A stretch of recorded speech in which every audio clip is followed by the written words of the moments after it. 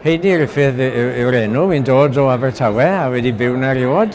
Des I Aberystwyth i'r coleg, wrth gwrs, ond wedyn nes i'n athro a bues i'n neud tipyn gyda'r oedolion, dysgu Cymraeg i oedolion cyn mynd yn ddarlithydd yn y Prifysgol yn Abertawe a neud tipyn o waith ymchwil fyna.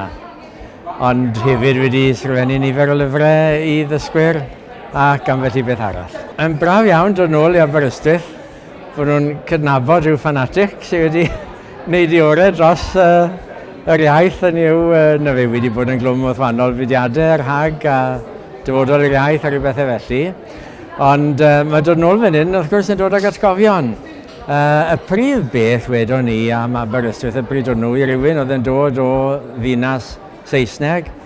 Dim ysgolion Cymraeg uwchradd i gael pryd o'n nhw, felly ysgol uwchradd Saesneg. O dod i Aberystwyth a canfod ei hun yn sydyn yng nghanol bobl Cymraeg tebyg iddo fe hunan a gallu byw bywyd Cymraeg llawn iawn. Heb neuodd Gymraeg yn pryd o'n nhw, ond gallu mwynhau cymdeithas Cymraeg am 2 blynedd yn hollol brofiad hollol wych.